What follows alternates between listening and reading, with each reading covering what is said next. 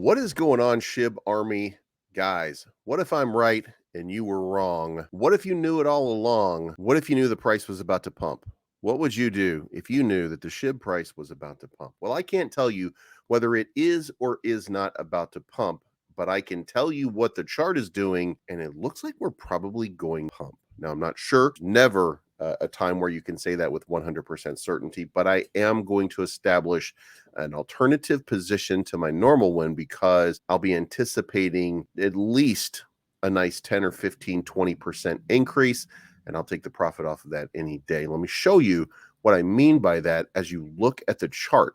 So the 200 SMA, as you can see right here, and guys, we've been respecting this trend line for a significant period of time, and it's right around the middle of this channel. Worst place to be, by the way, just absolute worst place to be is right in the middle of that channel because there's just no activity happening here. When you look at the amount of pump, if you're attempting to make some kind of moves, it's about 5%. That's not a significant sort of volatility, which is actually a great thing because you know that you're consolidating for something. Well, it's possible that something is here because the indices are telling me that this 50-day SMA is about to have a crossover with the 200 SMA in just the next few hours. And when that happens, you're about to see a pump because let's go back and let's cross that out because we don't want to leave that on the chart. But let's go back here and let's see what happens. Now, we did have this little fake out crossover right here, but you can see that happen over here. And what ended up happening was we got a little bit of a pump that was less than 1%. That was not something to write home about, but look over here. When we got this little crossover right here, we went from 1075 all the way up to 1140. That is a significant sort of increase, and that's based off of this little crossover here. When you look at it and you start to move this up, you're looking at 6%. Is that significant? Not really. I mean, that's not gigantic, but it is something. Now, it also crossed over here. And what happened right here, we saw this go from 1109 to 1184. Again, about a 7% increase. Generally speaking, we're looking at little moves like this that take us into these upside. Now, look at this one right here.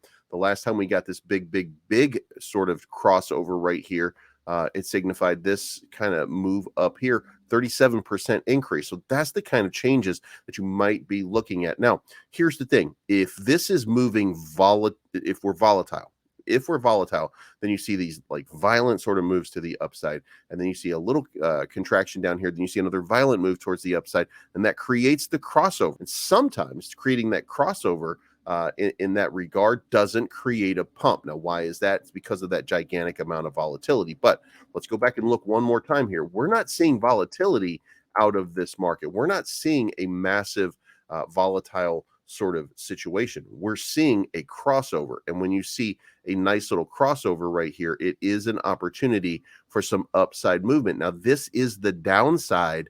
We're not crossing over on a pump. We're not crossing over on a dump. We're crossing over on some consolidation action. I cannot stress this enough. I do think that this makes a move, and most probably, and look, it could not do much, but the most probable move is to at least test the top of our channel, which is about an 8% move. Now, if I'm wrong, let's see what happens, right? But if I'm right, either you missed it or you got in just in time. You know what I mean? Bone, on the other hand, is still not moving. We're still not getting that move that I'm looking for. We've had 3 green days on the charts, but it's nothing significant, not big moves. And by the way, disregard this little pump down here into the 75 range. That was just a bot doing a massive trade, not something that really registers or matters, and nobody could profit or benefit off of that move to begin, other than the bot. So that's where we are. That's the trading. Hoping to see it come down just a little bit before another big move, but we may be at this level where it's just not going to go down any further. You can see right here, there's a lot of support and resistance along those lines. So maybe that's just it for right now. I do hope for a little bit of capitulation. I'm going to hold out. I have no position in Bone right now, waiting for that move. Also, Shiba is the most Googled cryptocurrency in the United States for March of 2023. So that is a significant that is a significant move, but you know what? Get used to it, right? Because it always seems to happen. And finally, Shibarium scanner, puppyscan.io, we've reached 100,000 individual wallets. Now, Another thing to take in mind here, on the first day, there were only 713 transactions, but on March 27, there were 41,688.